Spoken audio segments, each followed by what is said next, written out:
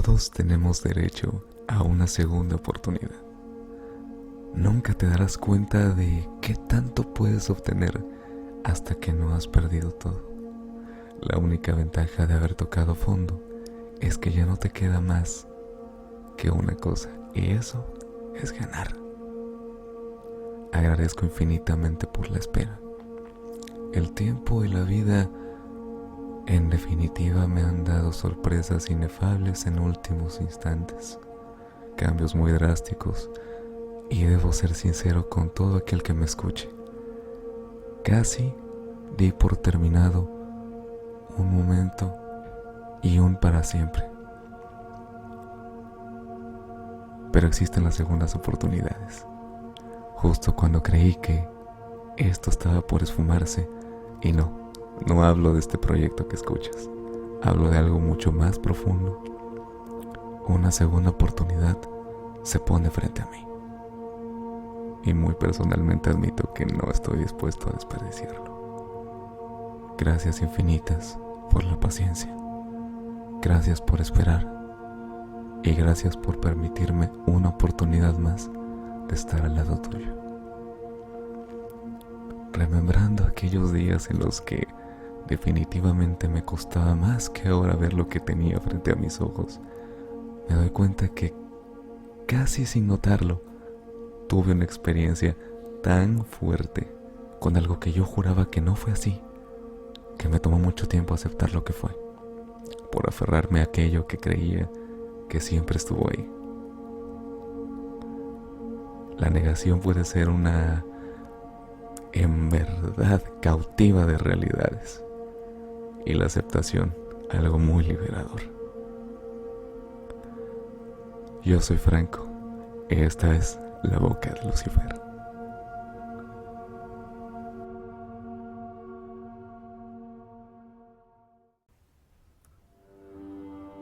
Era común en ese entonces, y estoy hablando de mediados del 2018, tener que hacer algo que se conoce como estudio de campo.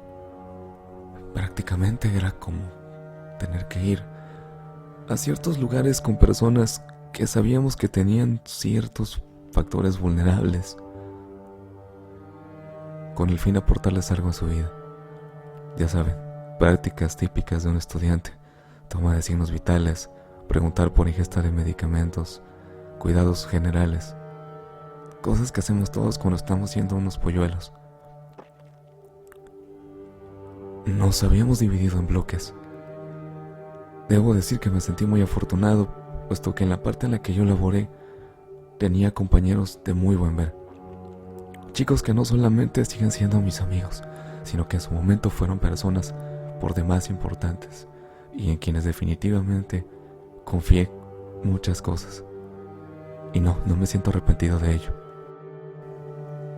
Por el contrario, ese día nos unimos más que nunca.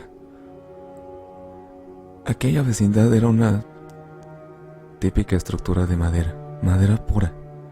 Quienes vivan en el puerto de Veracruz sabrán de qué me refiero.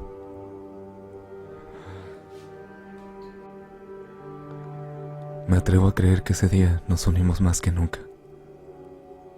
Aquella vecindad era típica de esos lugares tan bonitos y coloridos de Veracruz. Puertas, ventanas y todas las paredes hechas de madera de muchos colores, pintada de una forma muy llena de vida. Todo tenía un toque tan ese estilo único del puerto.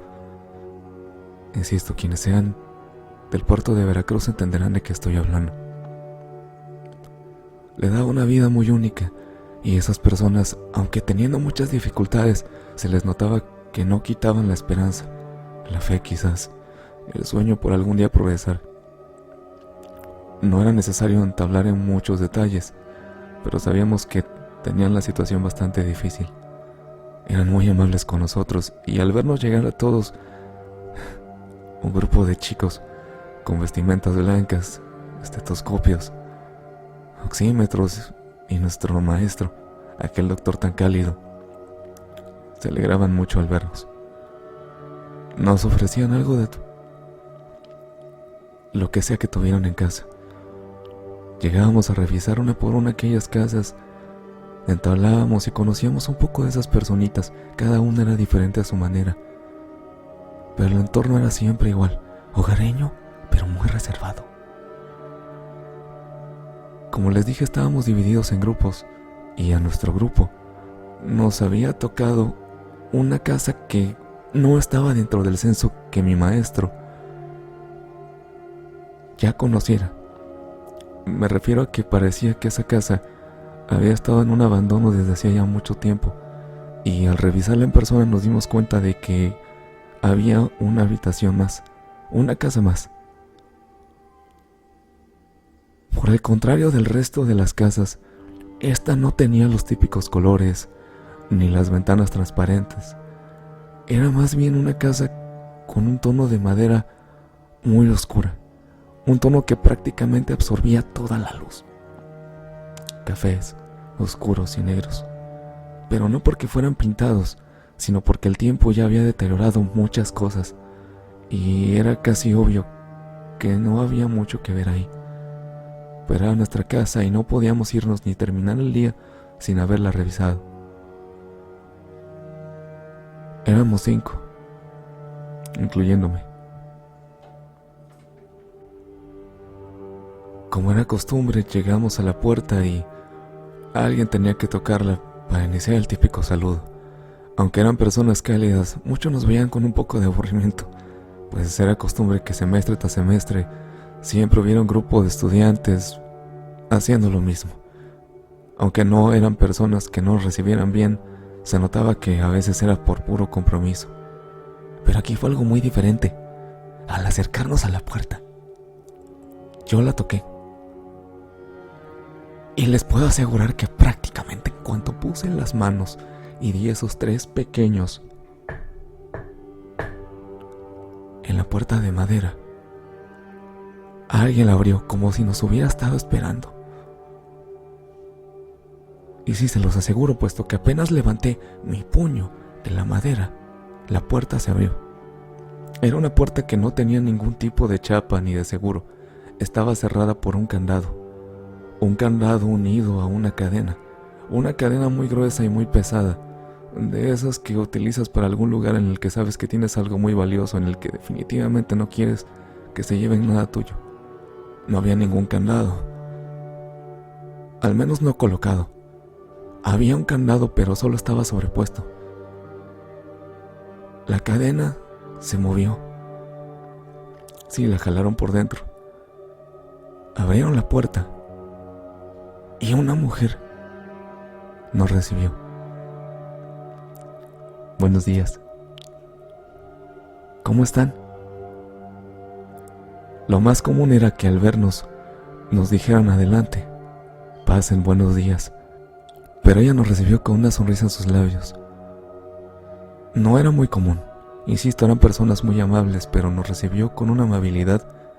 Todos hemos visto a alguien que parece forzado, ese gesto de calidez o cualquier buen gesto en sus labios. Esta persona era así. Sin que nadie pudiera decir nada, solo la miramos. No era una mujer que típicamente estuviera en una vecindad de la que les estoy describiendo, no. Esta era una mujer que parecía que había tenido un estado de salud muy, muy difícil. Yo estoy de acuerdo, los 70s y 80s no es una edad muy fácil para nadie, sobre todo cuando ha tenido tantas dificultades económicas. Pero en cuanto vi cómo abrió la puerta y deslizó sus dedos entre aquellos pequeños barrotes de madera donde estaba anclada esa cadena, vi unas manos extremadamente delgadas, con una piel demasiado lastimada, uñas por demás quebradizas. No eran uñas largas y tétricas, nada de eso. Solamente eran las uñas de una persona que sabías que se había lastimado o estaba muy lastimada. Lo siguiente solamente continuó con lo primero. Una ropa por demás desgastada, apolillada, que sabías que era la de alguien que no había podido cambiarla en mucho tiempo. No era una túnica blanca o una túnica negra ni nada de eso. Era ropa como la que cualquier persona utilizaría. Pero insisto, de hace ya mucho tiempo. Los pequeños agujeritos, las sandalias tan rotas, te daban a entender que estabas frente a una persona que no la estaba pasando bien.